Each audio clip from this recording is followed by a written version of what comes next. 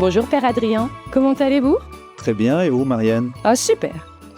La semaine dernière, nous avons parlé de l'attente. Oh, mon Dieu, que c'est difficile, être patiente. Vous, Padre, auriez-vous une astuce pour devenir patient?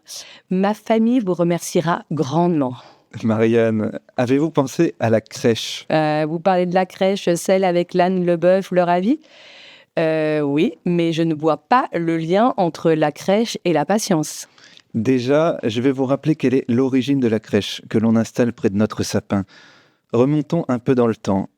La nuit de Noël, 1223, un Italien, François d'Assise, réalise la première crèche vivante, sans doute pour aider les gens de son époque à prendre conscience que le temps de l'Avent n'était pas le simple souvenir d'un événement passé, mais l'attente de la venue de Dieu aujourd'hui.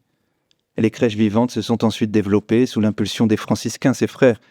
À la fin du XVIe siècle, ensuite, les jésuites, un autre ordre religieux, bien conscient du pouvoir de la célébration de Noël, multiplient dans toute la chrétienté les crèches en modèle réduit, celles-là même que nous connaissons aujourd'hui.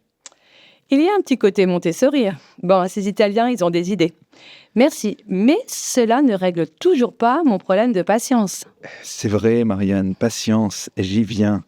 Avez-vous remarqué que nous n'installons pas tous les personnages de la crèche d'un coup? Oui, en effet. La place du Christ est volontairement laissée vide, jusqu'à la nuit de Noël. Nous pouvons regarder cette place régulièrement en passant devant la crèche. Cela fera naître en nous le désir de sa venue et fera grandir votre patience. Père Adrien, avez-vous un conseil pour vivre cette deuxième semaine de l'Avent? Chers amis, l'Avent est également une invitation à veiller. Oh, pas forcément se lever au milieu de la nuit comme font les moines pour veiller en priant, mais rester éveillé intérieurement. Ouais, je vois bien, comme un parent qui veille un enfant malade, comme un père de famille qui veille dans sa voiture en attendant la fin de la soirée de sa fille chérie en écoutant Nostalgie ou bien RTL2, ou encore un agriculteur qui attend que sa vache mette bas. Je vois bien. J'entends ce que vous dites.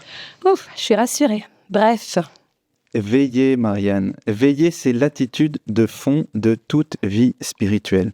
Pourquoi?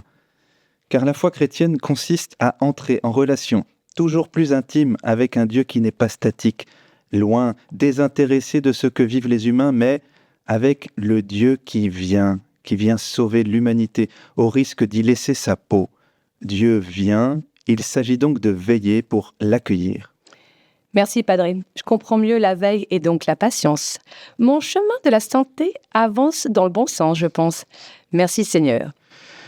Marianne, dites-nous comment se passe l'installation des crèches du côté de votre école. Ah, ça se passe bien. Les écoliers sont ravis d'installer la crèche dans leur classe ou dans leur école.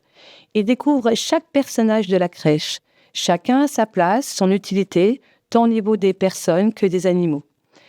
Vous pouvez faire écouter, si vous le souhaitez, la pastorale des santons auprès des enfants.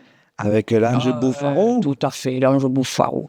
Ou encore mieux, demander à la compagnie de théâtre à cour et à jardin de jouer la pastorale des santons. Un doux moment pour patienter avant Noël. Merci Marianne pour vos bons plans de l'Avent. Avec joie, la vie est belle à l'Isfec. À bientôt, Padre, pour de nouvelles aventures. À bientôt Marianne, soyez sage. Toujours.